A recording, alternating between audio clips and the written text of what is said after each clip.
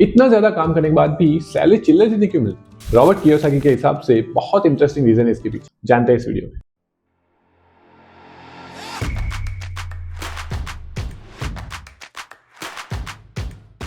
Robert Kiyosaki, जिन्होंने rich dad poor dad लिखी है, उनकी एक और बुक है कैश फ्लो क्वाड्रेंट। इसके अंदर उन्होंने हर एक इंसान को 4 क्वाड्रेंट्स में से कहीं प्लेस किया है। अगर आप गलत क्वाड्रेंट में हो तो पूरी जिंदगी वहां पे बिता दो, पूरी जिंदगी घिसाते रहो, लेकिन पैसा नहीं कमा पाओ। तो जानते हैं इन 4 क्वाड्रेंट के बारे में और कैसे इसमें साइड में या ऊपर नीचे शिफ्ट की जाए। अब इस 4 क्वाड्रेंट में E, S, B और I इस तरह बटा है। ये पहला E है एम्प्लॉय, दूसरा है सेल्फ एम्प्लॉयड, फिर है बिजनेसमैन और है इन्वेस्टर। तो इसमें एक एक करके देखते हैं। एम्प्लॉय मतलब ऐसा पर्सन जो कहीं पे जा रहा है, कहीं पे जॉब कर रहा है, तो वो अपने टाइम के बदले में पैसे कमा रहा है। वो ऐसे ही होता है, ये एक्सचेंज है कि you are giving your time and you are taking money. तो ये एक्सचेंज भी करती है, time is equal to money. तो यहाँ पे आप जितना भी एफर्ट लगाओ, आपको पता है कि इतना टाइम है तो इसमें इतना पैसा मिलेगा। आप अपनी स्किल को बेहतर बना सकते हो, टाइम आप उतना ही दोगे बट आप अपनी स्किल को बेटर बनाओगे, तो जिससे आप मतलब सीनियर लेवल पे पहुंचे। तो आप ऐसा कुछ कर रहे हो जो एक फ्रेशर नहीं कर सकता, या फिर एक साल वाला, 2 साल वाला एक्सपीरियंस वाला नहीं कर सकता। तो आप अपनी स्किल को ऐसा बनाया, अपनी स्किल को ऐसा बेहतर किया कि उस स्किल के उसी टाइम फ्रेम में आपको ज्यादा पैसे मिल रहे। तो इसलिए आप टाइम के बदले पैसा ले रहे हो बट ज्यादा पैसा ले रहे हो। दूसरा है self employed. Self employed person भी यही करता है, टाइम के बदले में पैसा, बट उसको फर्क ये है कि वो किसी काम नहीं कर रहा, किसी के उधर वो जॉब नहीं कर रहा, वो अपने लिए काम कर रहा है। तो उसको वो फ्रीडम है, वो काम वही कर रहा है, सेम चीज है कि टाइम के बदले में पैसे, बट किसी के लिए नहीं कर रहा, वो खुद के लिए कर रहा है। तो उसको काम करने की फ्रीडम है, वो किसी चीज से बंधा नहीं है कि यही काम करना पड़ेगा। उसको जो मन में आए वो करेगा, बट आखिर में है तो वही कि टाइम के बदले में पैसा। अब ये 2 कॉर्नर में जो लोग हैं ना, वो लोग भी बहुत खुश होते हैं, वो लोग भी कंटेंट होते हैं, वो भी अच्छा पैसा कमाते हैं। और इसका तरीका ये है कि अपने आप को ऐसा इंप्रूव करे, अपनी स्किल को ऐसा बेहतर बनाए कि जिससे वही टाइम फ्रेम में उस चीज के आपको ज्यादा पैसे मिले। मानो कि कोई कंसल्टेंट है, सेल्फ एम्प्लॉयड की बात करो, कोई कंसल्टेंट है जो जिसने कुछ किया है, उसको पता है इस चीज के बारे में, और दूसरे लोग उनको वो एडवाइस देगा कि इस तरह करना है ये। तो उसकी स्किल बहुत इंपॉर्टेंट होगी, अभी वो बहुत आगे चला गया इस चीज में। वो लोगों को एडवाइस दे रहा है कि ये चीज ऐसे करो। तो वो सेल्फ एम्प्लॉयड है, वो पैसे टाइम उतना ही दे रहा है उसमें, बट उसको उसके लिए बहुत बड़ी अमाउंट मिल रही। अब एम्प्लॉय का देखिए तो वो जैसे जैसे आगे बढ़ता जाता है, जैसे प्रमोट होता रहता है, तो वो अपनी स्किल इंप्रूव करता रहता है। वो या तो सेम ऑर्गेनाइजेशन में रहे या तो फिर जॉब हॉपिंग करे, वही कर रहा है वो, बट उसकी स्किल ऐसे इंप्रूव होगी, वो इतना आगे बढ़ गया, उसने इतना सीख लिया कि जिससे वो टाइम भले ही 8-10 घंटे वही देने हैं, बट उसमें वो ज्यादा पैसे कमा रहा है। तो इस क्वाड्रेंट में, दोनों क्वाड्रेंट में भी सेल्फ फुलफिल लोग होते हैं। बट रॉबर्ट कियोसाकी बोलते हैं कि अगर आपको पैसे कमाने हैं, ज्यादा बेहतर लाइफ जीनी है, तो जितना जल्दी हो सके इससे इस साइड वाले क्वाड्रेंट्स में चले जाए। तो इसमें पहला है बिजनेसमैन।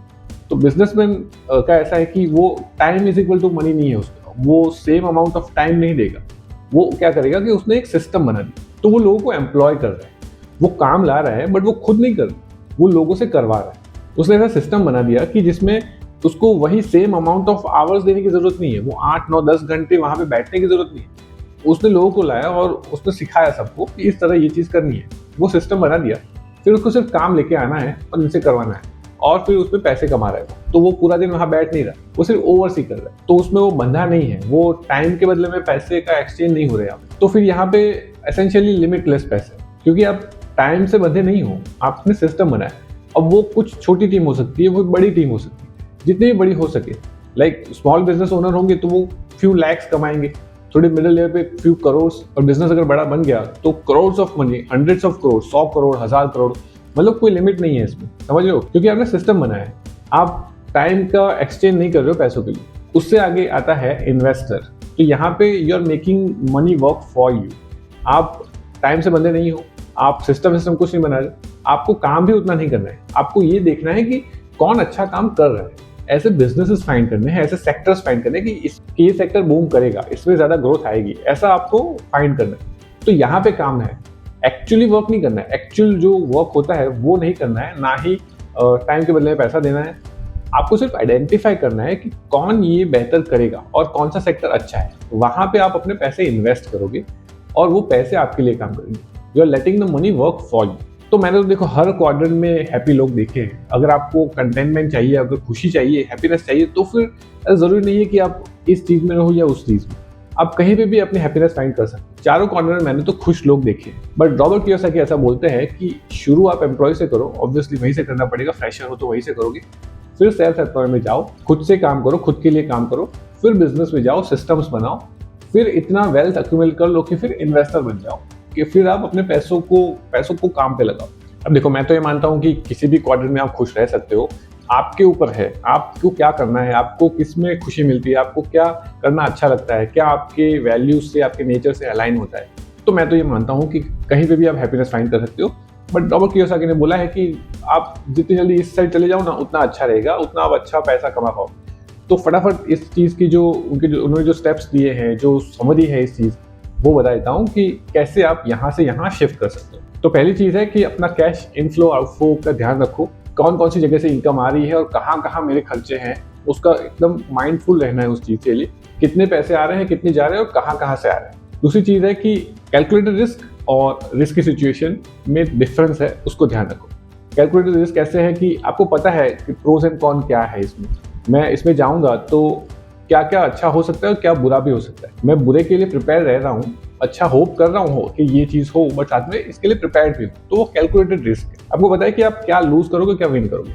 इसकी सिचुएशन ऐसी है कि आपको पता ही नहीं कुछ भी, आप बस ऐसे ही कूद गए। तो रिस्क लेने के लिए नहीं लेना है, हमको रिस्क लेना है कैलकुलेटेड रिस्क, ऐसे ही कुछ भी नहीं करना।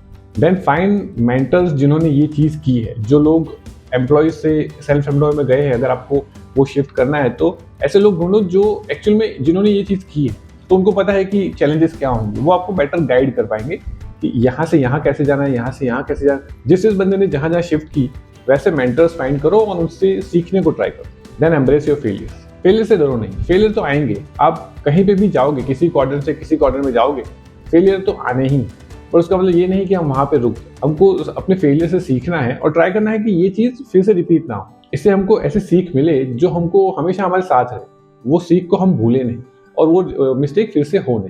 And lastly, believe in yourself because nobody else will. और कोई तो बिलीव करने नहीं वाला, आप ही हो जो अपने आप पे बिलीव कर सकते हो। तो हैव फेथ इन योरसेल्फ। आपने अगर कुछ चीज़ ठानी है कि मुझे सेल्फ एम्प्लॉयड बनना है, कुछ भी हो जाए, तो फिर आप बन के रहोगे। वो बिलीफ अपने आप पे रखिए, वो फेथ रखिए। आपको क्या लगता है, क्या अपने क्वाड्रेंट में खुश रहना पॉसिबल है कि आपको हैप्पीनेस के लिए शिफ्ट करना ही पड़ेगा? मुझे कमेंट्स करके जरूर बताइए।